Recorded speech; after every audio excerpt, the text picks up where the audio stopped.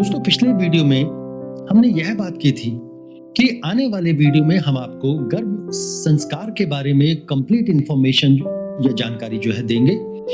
और ये जो गर्भ संस्कार है ये किस प्रकार से दिए जा सकते हैं, कैसे दिए जा सकते हैं, ये सब मैं आपको आज के वीडियो में जो है बताऊंगा। और इनकी क्या मान्यता है, इनकी क्या इंपॉर्टेंस है, इसको गर्भ में जो बच्चा पल रहा है उसको किस प्रकार से दिया जा सकता है, ये सारी की सारी जानकारी आपको आज के वीडियो में जो है दी जाएगी। तो इस वीडियो को अगर आप वाकई में चाहती हैं कि आने वाली संतान को वो संस्कार मिलने चाहिए जिसका वो हकदार है, तो इस वीडियो को आप लास्ट तक जरूर देखिएगा। तो चलिए स्टार्ट करते हैं हम आज का वीडियो। यह प्रार्थना किसी भी धर्म, जाति या परंपरा से जो है परे है, क्योंकि माँ का प्रेम सर्वव्यापी है।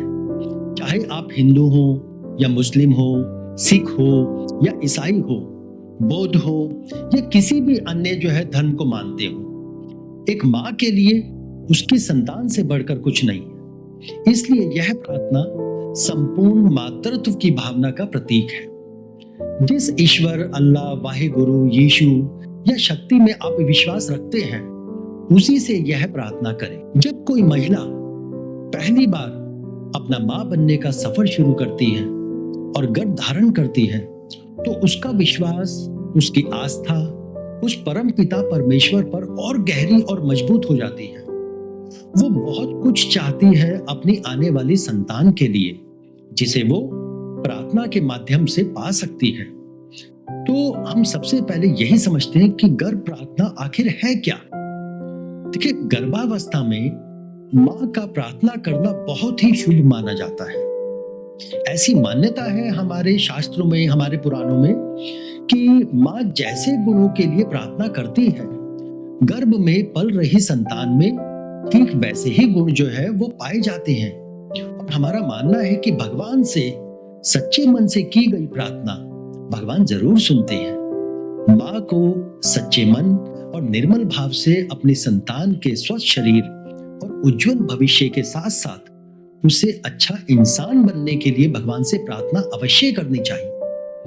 कि वास्तु के अनुसार इस प्रार्थना को आप घर के नॉर्थ ईस्ट यानी कि उत्तर पूर्व दिशा में या उस स्थान में सुबह में स्नान आदि से निवृत्त होकर शांति पूर्वक बैठकर सामने आप जिस भी इष्ट देव को मानते हो उनका चित्र लगाकर और उनकी छवि को अपने मन में बसाकर आंखें बंद कर तब प्रार्थना आरंभ करें।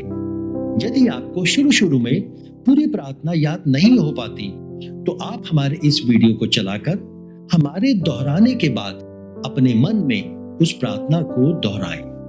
तो चलिए अब हम जानेंगे कि गर्भ प्रार्थना कैसे करें और इसका क्या आपको लाभ मिलेगा। देखिए, गर्भ प्रार्थना आपको एक नई ऊर्जा देगा जो आपके शिशु को एक दिव्य संतान बनाने में मदद करेगा। गर्भ प्रार्थना आप किसी भी आरामदायक स्थिति में बैठकर कर सकती हैं। आप भगवान को सच्चे दिल से धन्यवाद करें और भरोसा करें कि भगवान आपके शिशु को आगे चलकर एक अच्छा और महान इंसान बनाए। प्रिय माताओं व बहनों, मातृत्व की इस पावन यात्रा में जब आप अपने गर्भ में एक नए जीवन को संजोए हुए हैं, यही वो समय है जब आपको ईश्वर से प्रार्थना करनी चाहिए ताकि आपकी संतान दिव्य गुणों से परिपूर्ण हो और समाज एक राष्ट्र के उत्थान में सहायक बने। नियमित प्रार्थना आपके शिशु के अंतःकरण में सकारात्मक ऊर्जा का संचार करेगी। तो आइए इस दिव्य प्रार्थना का आरंभ करते हैं। एक शांत और सुखद स्थान को चुनने पहले आप और एक आरामदायक स्थिति में बैठ जाएं। और यदि संतान आपके गर्भ में है तो अपने दोनों हाथ कोमलता से गर्भ पर रखें। यदि शिशु आपकी गोद में है तो उसके मस्तक पर प्रेम पूर्वक हाथ फेरते हुए अथवा उसके दिव्य स्वरूप का ध्यान करते हुए अपनी आंखें बंद करें और प्रार्थना करें। प्रार्थना किस प्रकार से करें कि हे प्रभु, इस पवित्र सृष्टि को आगे बढ़ाने के लिए, एक नव जीवन को जन्म देने के लिए आपने मुझे चुना है, इसके लिए मैं आपको कोटि कोटि धन्यवाद देती हूँ। प्रभु, यह संतान आपकी ही देन है, आप ही का अंश है ये।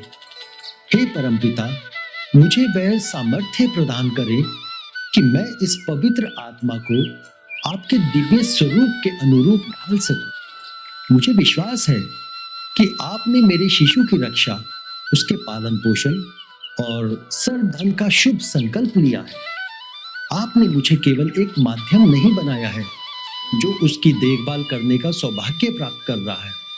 मुझे ज्ञात है कि इस माँ और ममता से भरी यात्रा में धैर्य, शांति और संतोष मेरा सबसे बड़ा सबल होगा, किंतु एक श्रेष्ठ संतान प्राप्त कर मैं धन्य भी हो जाऊंगी।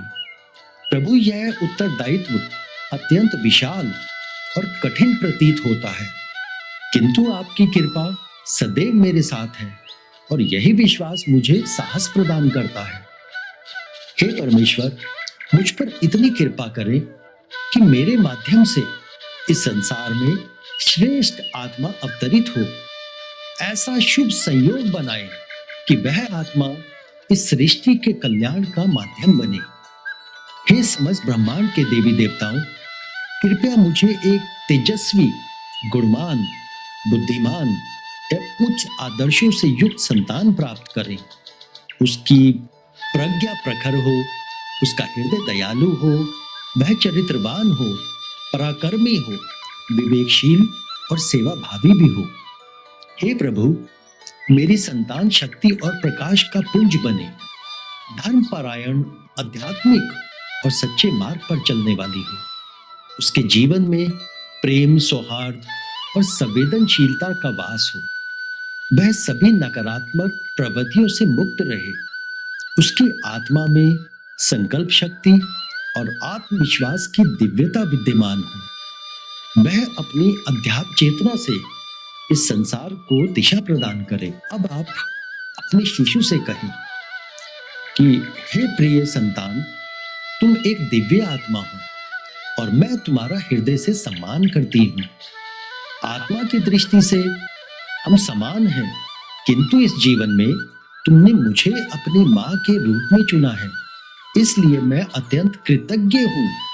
हे श्रेष्ठ आत्मा, मैं तुम्हारे प्रति सदा आदर रखूंगी और तुम्हें ऐसे संस्कार प्रदान करने का प्रयास करूंगी कि तुम संपूर्ण सृष्टि के लिए एक आदर्श बन सको। हे प्रभु, मेरी संतान का जीवन सद्मार्ग पर चले, उसके कर्म सदैव पुण्य और प्रेम से ओतप्रोत हो। उसका जीवन प्रेम, शांति और आनंद से भरपूर हो।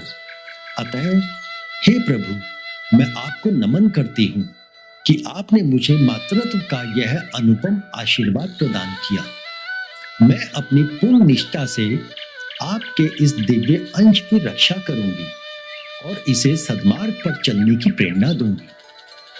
धीरे धीरे अपने गर्भ को कोमलता से स्पर्श करें, अपनी आंखें धीरे धीरे खोलें और इस प्रार्थना के दिव्य स्पंदन को अपने अंतर्मन में अनुभव करें।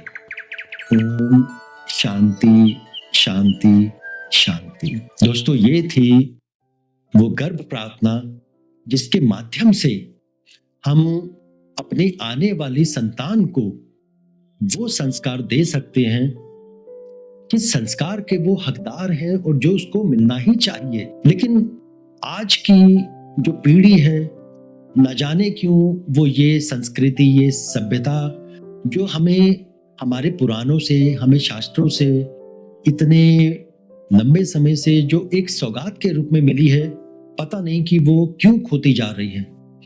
लेकिन मैं फिर भी उम्मीद करता हूं उन सभी बहनों से, सभी माताओं से जो इस माँ बनने के सफर से गुजर रही है या माँ बनने वाली है, उनसे एक यही मेरी रिक्वेस्ट है, अनुरोध है। एक भाई मान लीजिए, एक टीचर मान लीजिए, एक वास्तु कंसल्टेंट मान लीजिए, कैसे भी, लेकिन आप अपने आने वाले संतान को ये संस्कार जरूर दीजिए, क्योंकि ये ही संस्कार आने वाले समय का एक नींव का वो पत्थर होगा जो आप ये देखेंगे कि आपको बहुत अच्छे परिणाम उसके भविष्य में देखने को मिलेंगे। तो आज के वीडियो में बस इतना ही। अगले वीडियो में हम फिर से ये गर्भ संस्कार से जुड़ी हुई एक बहुत ही महत्वपूर्ण जानकारी लेकर आएंगे, जिसको हम हर बृहस्पतिवार सुबह 11 बजे और हर शनिवार शाम को 6 बजे प्रस्तुत करते हैं।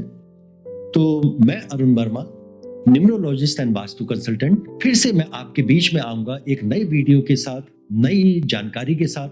तो मिलते हैं अगले वीडियो में, तब तक के लिए धन्यवाद।